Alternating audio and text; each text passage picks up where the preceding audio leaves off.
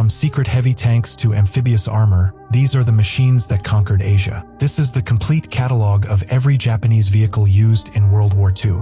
Let's start with light tanks. First is the Type 92 Jusakosha, one of Japan's first indigenous designs. Though called a heavy armored car, it was essentially a tankette. It famously participated in the Battle of WWII in 1933. Its suspension often failed at high speeds, but it laid the groundwork for future designs. Next, the Type 94 TK, the beam tank. Designed as an armored ammunition carrier, it was so small it could be towed by a truck. In China, it was used for infantry support, but by the Pacific War, its armor could be penetrated by standard rifle fire at close range. The Type 97 Teiku, the replacement for the Type 94. It moved the engine to the rear and upgraded the armament to a 37mm gun. Faster and with a lower profile, the Teiku was a dangerous scout that wreaked havoc on unprepared Allied lines during the invasion of Malaya. The Type 95 Hago, the most produced Japanese tank of the war. Over 2,000 were built. It was fast, reliable, and perfect for jungle warfare where heavy Allied tanks couldn't go. However, its thin armor made it vulnerable to everything from bazookas to heavy machine guns. The Type 98 Kuinai, designed to replace the Hago. It was faster, lighter, and featured welded armor. Despite being a better tank, production issues meant it never fully replaced its predecessor. The Type 2 Kutu,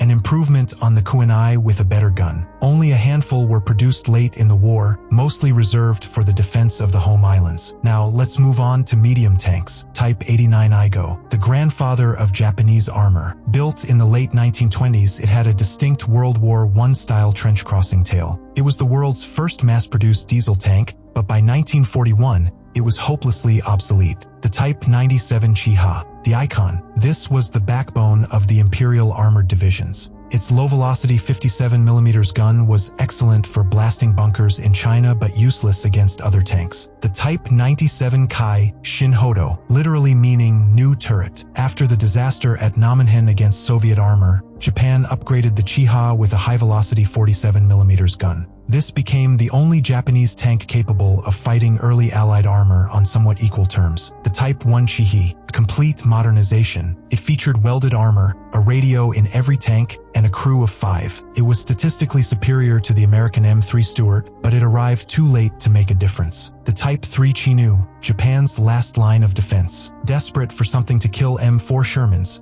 engineers mounted a massive 75mm field gun onto a modified Chihi chassis. They were held back in Japan for the decisive battle that never happened. Next, let's look at amphibious armor. First is the Type 2 Kami, based on the Hago light tank. It used large, hollow pontoons attached to the front and rear to float. Once it hit the beach, the crew would jettison the pontoons from inside the tank, instantly converting it into a ground combat vehicle. The Type 3 Kachi, the Kami's big brother. Based on the Chihi medium tank, this monster was fully submersible with a snorkel tower for the engine. It was designed to be launched from submarines miles off the coast to surprise island garrisons. The Type 4 Katsu, a bizarre hybrid. This was an amphibious tractor armed with 2 torpedoes. The plan was to air transport them to islands, have them swim out to sea, and attack anchored American warships. The plan was never executed. Moving on to tank destroyers and self-propelled guns. The Type 1 Hoenai I, Japan's answer to the German Marder. A 75mm field gun mounted in an open casemate on a Chiha hull. Powerful, but the crew was exposed to shrapnel and sniper fire. The Type 1 Hoenai II, similar to the Hoenai I, but mounting a 105mm howitzer for indirect fire support. The Type 3 Hoenai III, the definitive tank destroyer. It finally enclosed the crew in a fully armored casemate and mounted a high-velocity gun specifically for tank hunting. The Type 4 Horo, the bunker buster, armed with a short-barreled 150mm howitzer usually found on warships. It fired a massive high-explosive shell that could disable a tank through sheer concussive force. The Type 5 Natu, a late-war desperation weapon. It mounted a 75mm anti-tank gun on a track transport carrier. It was cheap to produce but offered almost no protection. Now, let's examine the heavy tanks and prototypes. The Type 4 Chitu, the medium tank that could have rivaled the Panther.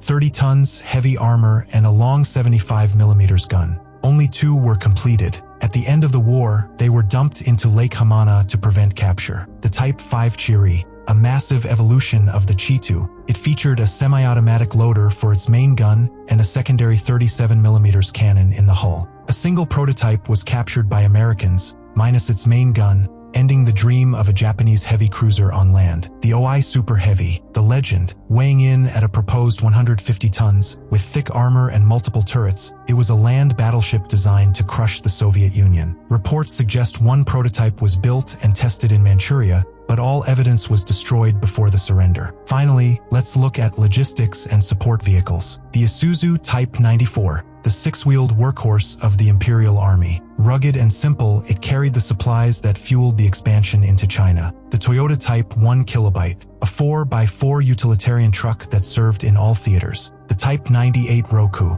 a fast artillery prime mover. Since Japanese tanks were small, they needed dedicated track tractors like the Roku to haul heavy siege guns through the mud. The Type 95 Kurigane, the world's first four-wheel drive scout car, predating the Jeep. Small, rounded, and beloved by officers, it was the symbol of Japanese mobility. The Rikuo Type 97 motorcycle, a licensed copy of the Harley-Davidson. These bikes were crucial for couriers and were often equipped with sidecars mounting light machine guns. The SS Key Bogata, perhaps the most versatile engineering vehicle. Based on a tank hull, it carried a bridge layer, but could also be fitted with mine-clearing plows or even 3 flamethrowers for clearing bunkers. It was the Swiss Army knife of the engineering corps. Which of these vehicles would you want to see in a museum? Let me know in the comments. Don't forget to subscribe for more complete vehicle catalogs.